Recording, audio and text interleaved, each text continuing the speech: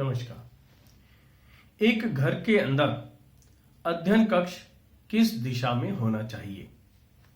वास्तुशास्त्र के हिसाब से 3 दिशाएं उत्तम मानी गई हैं, ईस्ट, नॉर्थ और नॉर्थ ईस्ट।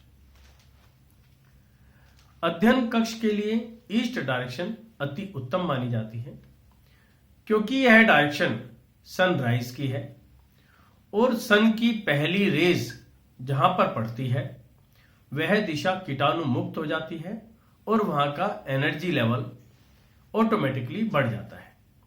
और जिस दिशा के अंदर फ्रेश एयर का फ्लो जितना ज्यादा होगा वह दिशा उतनी ही ज्यादा एनर्जेटिक होगी।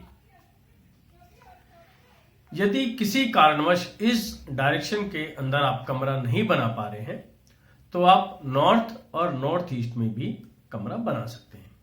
इसके साथ साथ यदि आपका बच्चा हायर एजुकेशन कर रहा है तो उसके लिए वेस्ट और साउथ वेस्ट के बीच की डायरेक्शन भी अच्छी मानी जाती है, वहां पर कंसंट्रेशन लेवल अधिक होता है। इन सबके बावजूद आप यदि इन दिशाओं में कमरा नहीं बना पा रहे हैं तो आप घर में कहीं पर भी अध्ययन कक्ष बना सकते हैं, लेकिन उन कमरों का इंटरनल वास्तु का आप विशेष ध्यान रखें। सर्वप्रथम वेंटिलेशन का ध्यान रखें कि कमरे के अंदर एक अच्छा वेंटिलेशन होना चाहिए, ताजी हवा का प्रभाव लगातार बना रहे, सन रेज उसके अंदर आए जिससे कि वह कमरा जो है वह दिशा कीटाणु मुक्त रहे।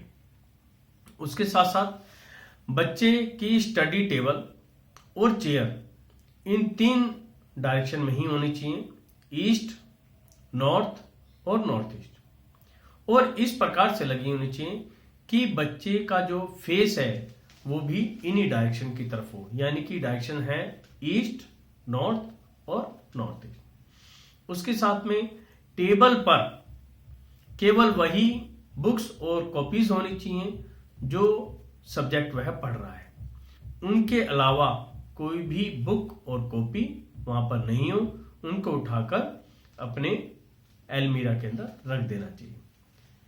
कमरे के अंदर किसी प्रकार की गंदगी या क्लटर नहीं होना चाहिए। कमरे में एक डस्टबिन होना चाहिए, यदि किसी प्रकार का क्लटर है तो वह डस्टबिन में रखें।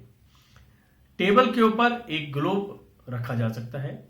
यह मान्यता है कि दिन में एक बार ग्लोब को जरूर घुमाएं, इससे हमारी जो विचार हैं, विचार शक्ति बढ़ती है और हमारे विचार ब्रह्मांड के अंदर घूमते हैं और हमें अच्छी फीलिंग्स आती हैं। कमरे के अंदर तस्वीरों के बारे में ऐसी मान्यता है कि दीवारों पर केवल सरस्वती की फोटो या अपने आराध्य की जिस धर्म को आप मानते हैं उनसे रिलेटेड चिन्ह जैसे ओम, स्वास्तिक, कलश ऐसे चिन्ह आप लगा सकते हैं।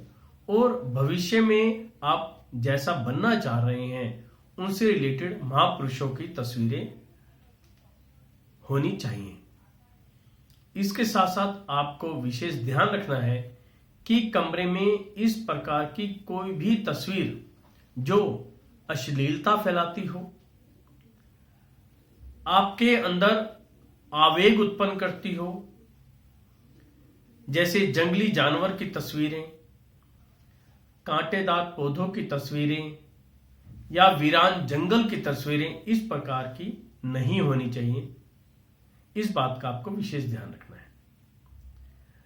मेन बात जो ध्यान रखने की है वो ये है कि हमारे कमरे के अंदर जो एनर्जी लेवल जो है वो पॉजिटिव बना रहे, किसी भी तरह से वहां का जो एनर्जी लेवल है वो नेगेटिव ना हो, वहां पर पड़ने वाला प्रत्येक व्यक्ति ऊर्जित रहे।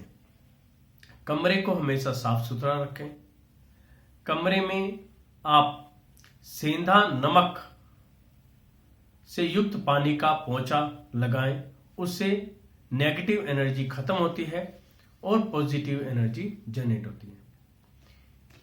इन्हीं बातों के साथ कि आपका कमरे के अंदर एनर्जी लेवल लगातार बना रहे, आपका बच्चा खूब पढ़े लिखे, इन्हीं शुभकामनाओं के साथ नमस्कार, धन्यवाद।